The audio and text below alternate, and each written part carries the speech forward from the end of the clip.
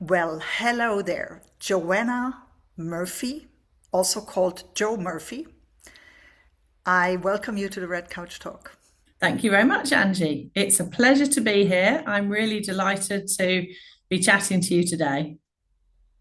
I'm so glad we got connected, Joe, through a common friend. And I just realized we have a lot more friends already in common.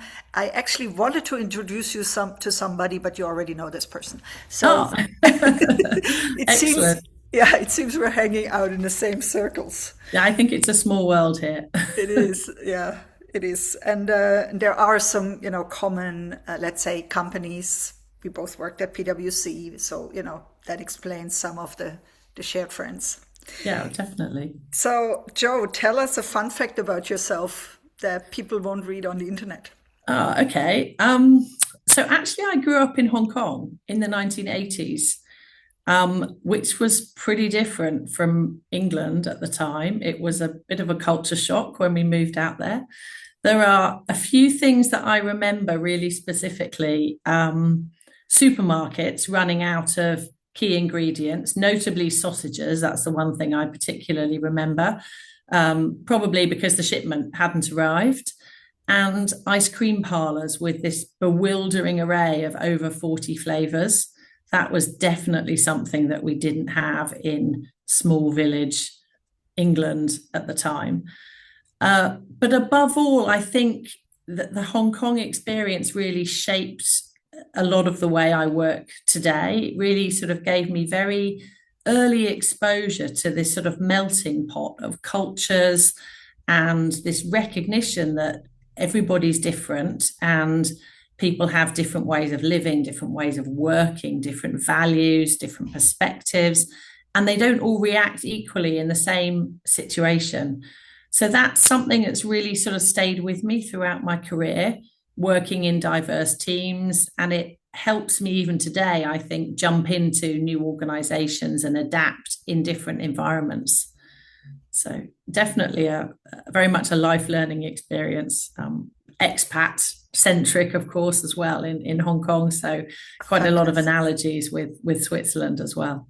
Yeah, fantastic. And maybe, at that stage you hated your parents for doing this to you, but in hindsight, you're probably really grateful for, having had this early exposure to a very different cultural background. Yes, it built a lot of confidence because you became, certainly I feel I became much more sort of independent and outwardly open-minded and confident, because you never knew when your friends were going to get posted somewhere else around the world on 24 hours notice. So if somebody new came along, you made friends with them really quickly.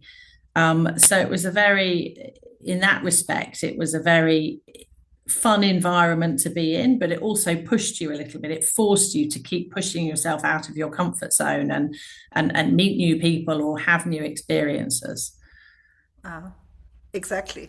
So you're also what we call in intercultural theory a third culture kid you know, or now you're like an adult third culture kid. We have abbreviations for everything, but I refer to people like you as the people of the Global People Club. So, Yeah. like we all share this kind of, hey, we make friends easily. We usually hang out. We like to hang out at airports. We never feel really settled anywhere. Like, I talked to a friend about that, the fact that we still don't have any lampshades after living in Switzerland forever because, we couldn't move out or somewhere else anytime soon.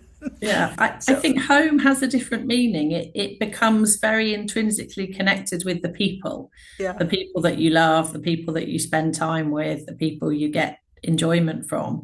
yeah, So yeah, home is where the heart is a pretty accurate phrase, actually, I think, for expats. that's true. Exactly.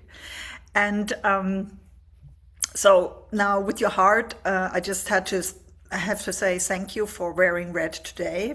So suitable for the red couch. You mentioned this is also the color of your brand, and Yes. you are a fractional general counsel. What is that?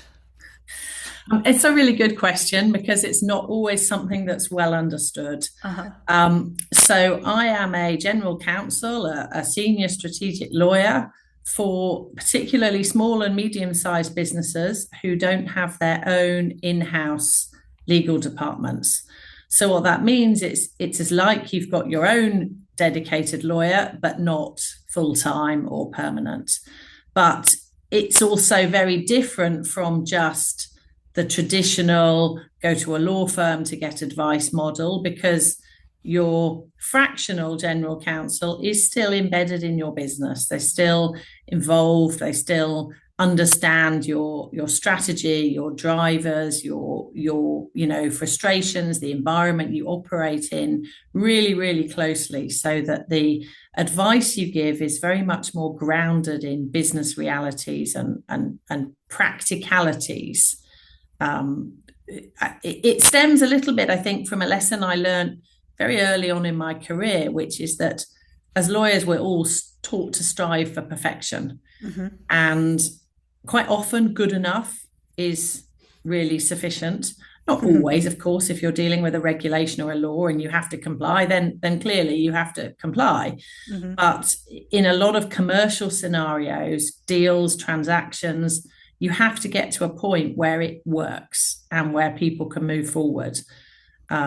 So that sort of practical, business-focused mentality is something that I bring with me to my practice. That's amazing. So I can just say, as a fractional global mobility strategist, we have exactly the same issue.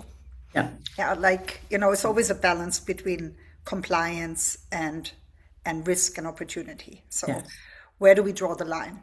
And sometimes this requires a lot of experience to actually be able to make the right judgment call. Yes. Something AI will never replace, in my opinion. No. And look, AI is a really interesting topic, and it's a very hot topic in legal right now, as it is in most industries, because it's really commoditizing a lot of what we do and a lot of access to information. But I think, like most professions, there is still this layer of judgment and experience that you can't, certainly not yet, replace with AI.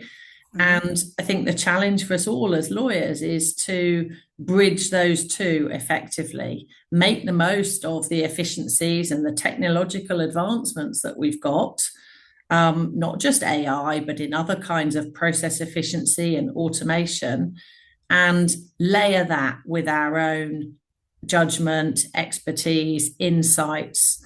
The AI is never going to be able to get the entire context of a deal or a transaction or the company's risk appetite or the 20 deals it did before without an awful lot of prompting and engineering and crafting. But that knowledge that still lives in the heads of people is still really valuable. And that's continuing, definitely.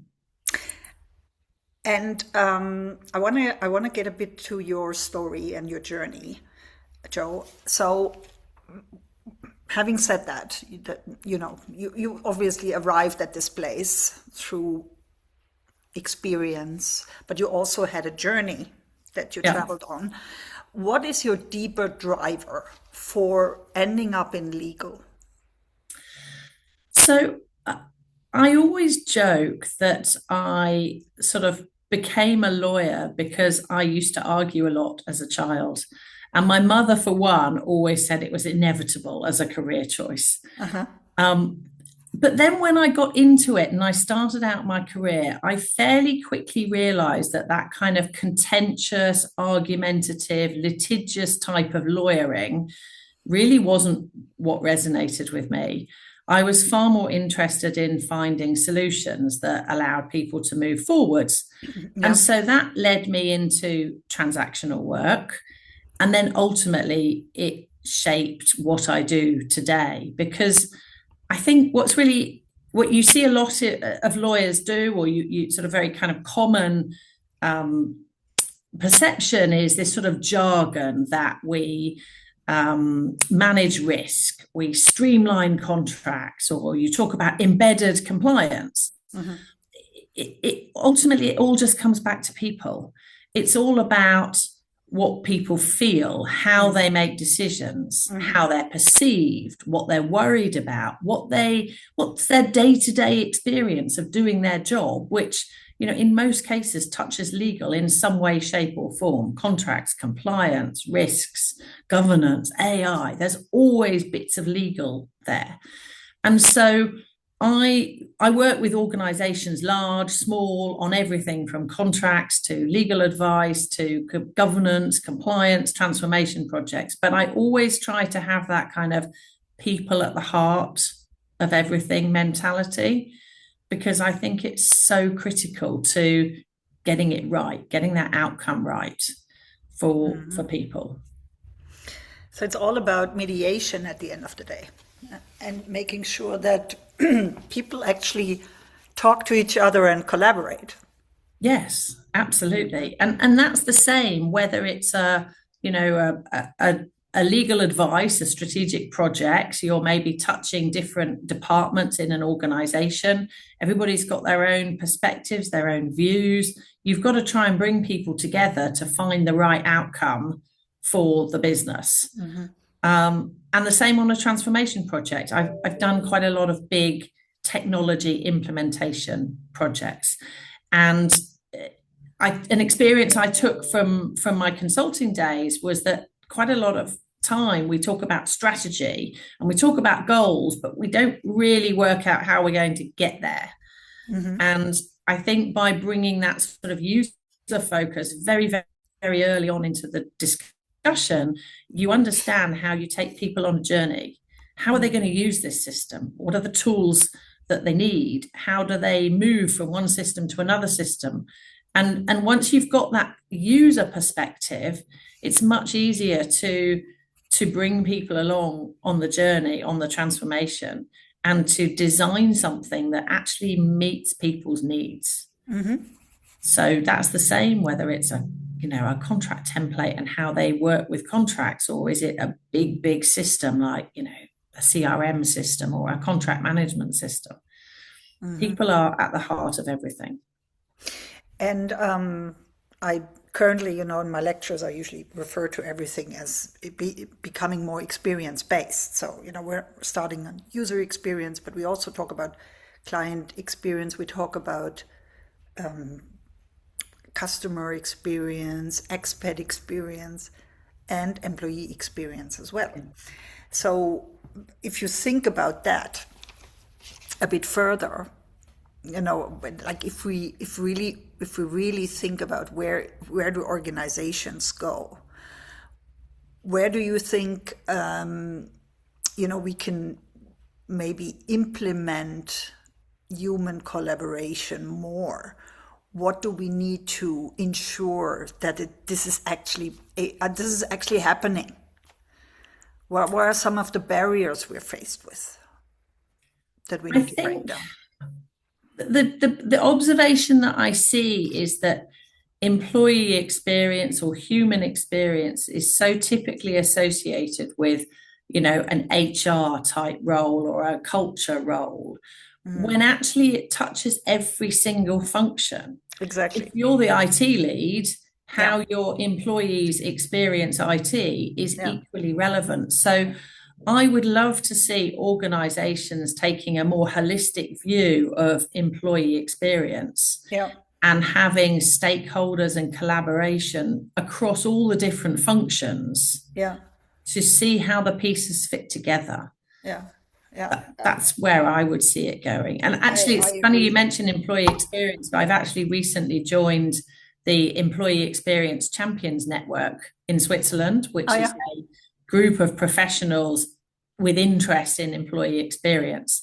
And again, the conversations are all very similar topics, those sort of how you bring people together to achieve that common goal of a great employee experience across the board. My assumption is that we need to break the silos down completely. So that we won't have any more marketing, legal, tax, finance in the future. It's going to be like a bunch of people, all a bit subject matter experts in one area, working together in in projects, gigs, You So certainly could say that. fractional people like us, we will be brought in as well. I can certainly see that happening because I think, people who are expert in one area do often then extend into other areas. So if I look at, Yeah. the work that I've done as a lawyer, that then has led into how to make legal work more efficient, more operational, that then becomes systems implementation and transformation.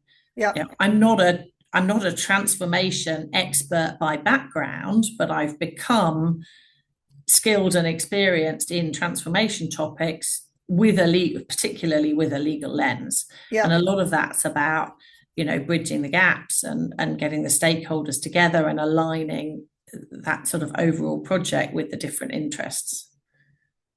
Can you talk a bit more about that? That sounds like it sounds like a topic for a deep dive. So if you think about transformation, what are some of the challenges your current clients are dealing with? How do you work with your clients on solving those challenges? I think a big part of the challenge is that particularly big transformation projects are taken in isolation. They're quite often led or driven as a single project. Mm-hmm. And so it's very easy to lose sight of those touch points that individuals might have. So you're busy building one system and rolling out one system, but not taking account of the individual's day-to-day workflow. How do they move from this system to the next system? Where do the connections have to be? So I think it is about taking a step back and looking much more holistically and strategically at the project. So that is one thing that I bring to the projects that I lead, is really a lot of questions about, how is this working? Where does it fit with all the other things that are happening in the organization? And questions to the users to really get that user experience, that user buy-in. What's the problem we're trying to solve with this new tool or new system?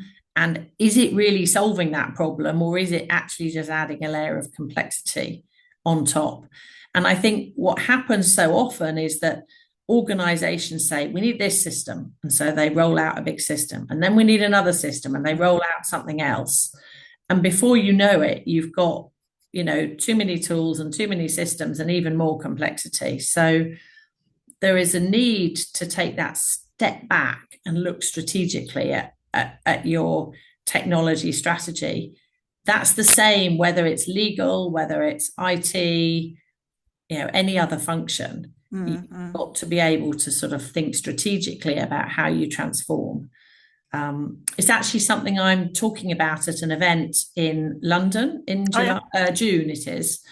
I'm going to be speaking at Legal Tech Talks, which is one of Europe's largest transformation events. And I'll be speaking exactly about that, about strategizing your in-house tech stack, it's called. So really the technology used by lawyers in companies to do their day-to-day work, everything from automating contracts, drafting clauses, increasingly AI review of clauses, managing all the external lawyers and compliance policies and things like that. And again, I've seen a lot of companies look at point tools to solve specific use cases, but then not really kind of look strategically at how all those things work together and what the day-to-day user experience is like. So bringing that user-centric perspective, I think, is really the most important thing in those projects. That sounds really interesting. It just reminded me of a project probably 20 years ago. I was for a while, working in outsourcing. I think I might have told you about it. Yeah. And in those like outsourcing, M&A, transformation projects, we had like an overall idea of like a blueprint of where the new organization would go. Yeah. But then, I was part of the so-called transition team.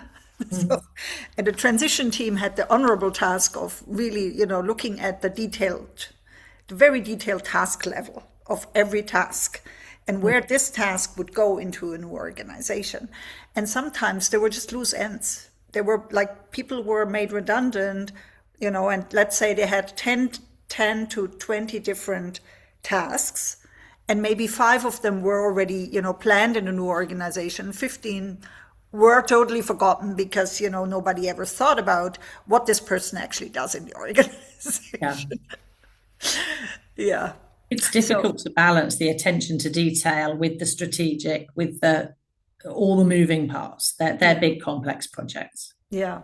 Yeah. Or, we outsourced recruiting, and then we wanted to hire people, but we hadn't outsourced the vendor yet. We hadn't onboarded the vendor yet for the recruiting. So little things like that.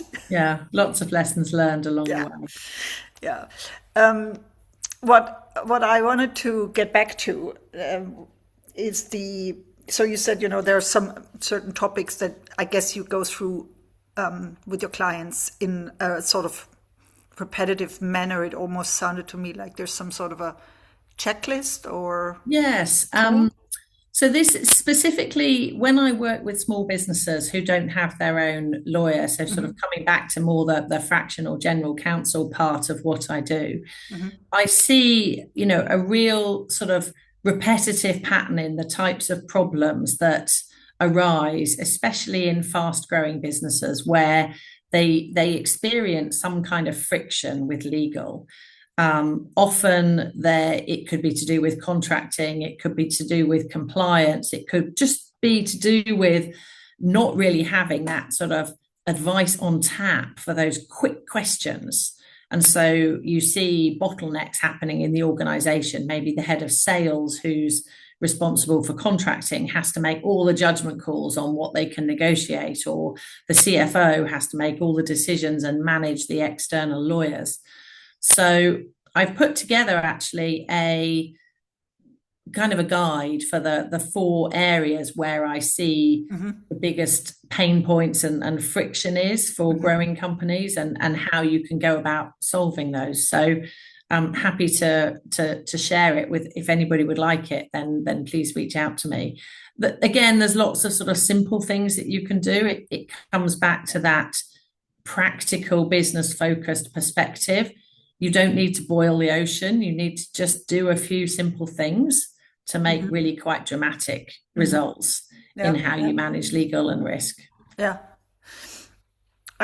Do you need to network for your business? Is this a part of your business development strategy? How do you network normally? I do. Obviously, everybody needs to network. We all need to find, clients and potential colleagues and potential employees. I network for fun, actually. I've learned over the years that networking is far more enjoyable when I'm meeting people that I want to talk to, and I approach it with I want to learn something, I want to find out something new, I want to share my experience or insights, or be able to help somebody else with something that they may be facing. So those are my kind of guidelines for networking. I don't go out there with a networking purely for business development hat on. It just doesn't resonate with me. Maybe because I'm a lawyer, not really a salesperson. You're investing in the karma, as I usually say, the networking karma. Yeah. Wonderful. And Joe, if you had to go back to a point, let's say 20 years ago, when you were a younger professional, what would you advise a younger version of yourself? That's a really tricky one. I thought you were going to say, what would I advise new young people coming into the profession, which is completely different. I think, looking back, I think I would have perhaps advised myself to take more opportunities and push myself more younger. I think it takes a certain time in your career before you build up that confidence to think, I can try it. And I'm going to learn from the experience.